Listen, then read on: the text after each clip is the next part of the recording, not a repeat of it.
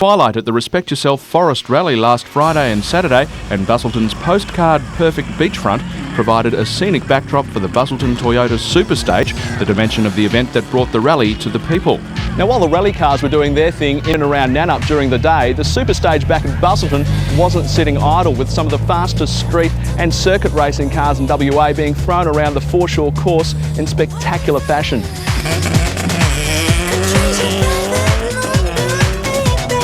Around 80 drivers signed on to the entry list for the Wheels Expo, a new initiative by rally organisers to make the most of a fully prepared CAMS-sanctioned tarmac circuit.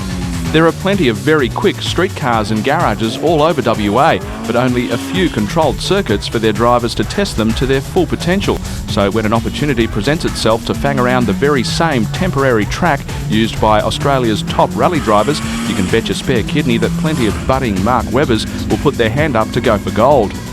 Essentially a race against the clock-style time trial, competitors got their speed up over a lap off the start and then completed another lap at full noise, exiting the track at the end of the first straight.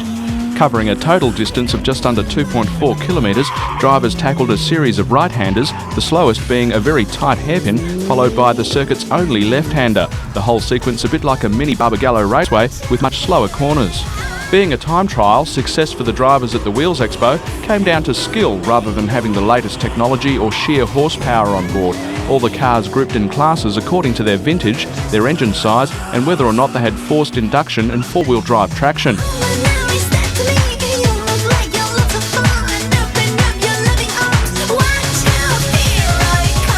Some of the highlights included a trio of Ford GT40 replicas, this 5-litre powered example driven by Sandalford Sprint winner Cos Sorgiovanni, while Ricky Barago drove this one fitted with an even bigger 5.6-litre V8. In the rallying vein, road-going versions of recent and current stars of the sport, such as John Morley's Group A Toyota Celica GT4 made an appearance, along with a gaggle of Subaru Imprezas of varying specifications.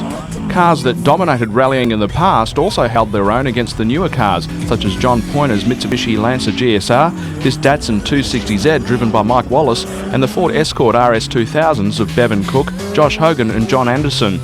Being a tarmac circuit though, some cars were better suited to the conditions, James McDonald's Elfin Formula V open-wheeler clocking up impressive times, while in the street car department, Honda's F1 developed technology and Michael Edmondson's NSX was formidable, but overshadowed by the Porsche GT of Hans de Korte, who drove the car to a podium finish in the recent opening round of the State Sports Car Championship at Barbagallo Raceway.